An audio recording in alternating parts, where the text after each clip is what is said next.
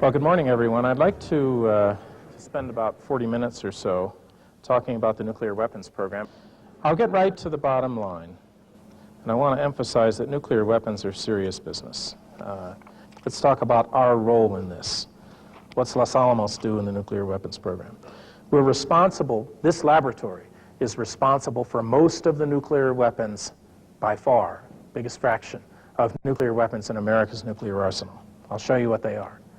The W-76 warhead is the backbone of America's strategic nuclear deterrent. There are lots of these things out there. They are out there right now on submarines. Submarines moving very quietly. We don't know where they are. The bad guys don't know where they are. 30 minutes, however, and they can deliver this type of weapon to just about any target on Earth. Okay? So the moral of that story is don't mess with the United States. You think Texas is bad? Try a Trident submarine.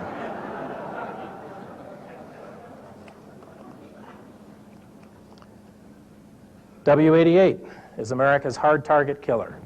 There are targets which are incredibly tough to destroy. They're, jillions of feet of concrete and this, that, and reinforced steel and whatnot. And you might think, gee, look what 20 kilotons, can anything survive that? Yeah.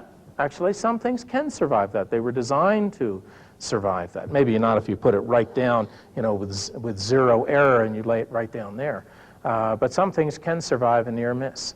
So the principle of deterrence is to say, you may be able to run, but you can't hide. So we can put a W-88 to very high precision. It's a high-yield weapon on a target, and the bad guys ought to know, that their hard targets will not survive a weapon of this type. That's the theory of deterrence. Don't try anything stupid because we'll get you. Doesn't matter how much destruction you cause in the United States. Your country is going to go away if you try something dumb. There are some targets that the W-88 can't get, and for that we have the B-61, in particular the B-6111. B-61 is a bomb. Now, the code is, I'm not giving away anything secret here, W's mean warheads, they fly on missiles.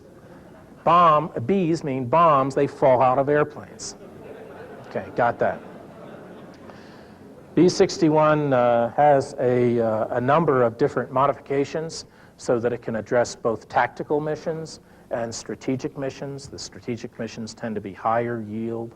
And there is also the B-6111, which is intended to be dropped from a B-2 bomber. It burrows a little bit in the earth. The energy coupling is better, and you can, in the language of the trade, you can address targets that are much too hard to take out by an air burst or even a surface burst. W-80 cruise missile.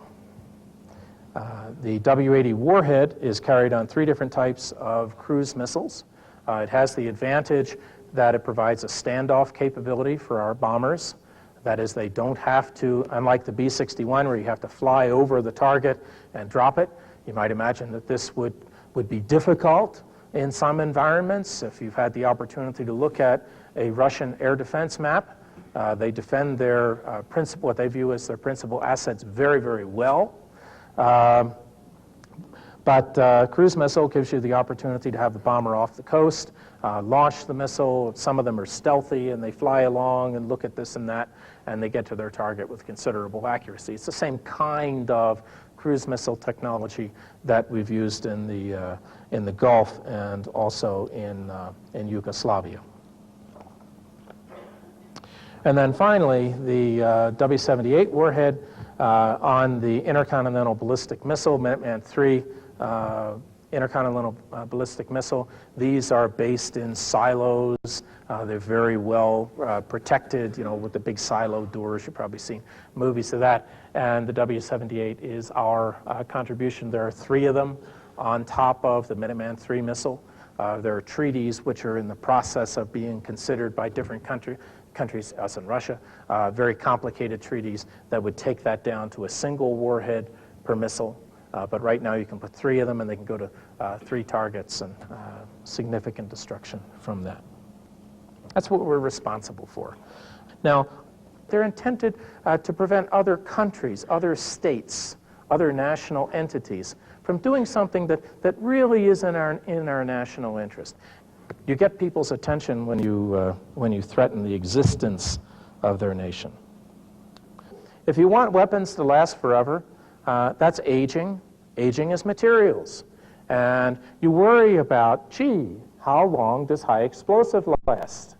And how long does that mounting bracket last? And will this weld break over time? And one might say, well, why worry about that? Just take it in and change it out. You know, every 10 years or so, other countries do that. Are we going to be able to do this job without nuclear testing? We think so, and we told the president that. Might be wrong, in which case the president said because it's the supreme national interest, even if we sign the treaty and the Senate stamps it on, put ribbons or whatever they do to it when they ratify a treaty, do all that stuff, if it's in our supreme national interest, we can withdraw from that and do a nuclear test should the country require it. That's sort of the ante of national security. Now, Los Alamos weapons provide the ultimate defense of our nation and an umbrella over our allies around the globe. Let no one doubt that the United States does indeed have the capability to project overwhelming force in the defense of our national interest. Such a mistake would be fatal, and it will only be made once. Sometimes we forget how important the work that we do is. We have a critical role in history. And you think, gee, that's sort of overstating. It's not. We defend freedom on this planet. The United States, for whatever warts and imperfections we have, we try real hard to be the good guys.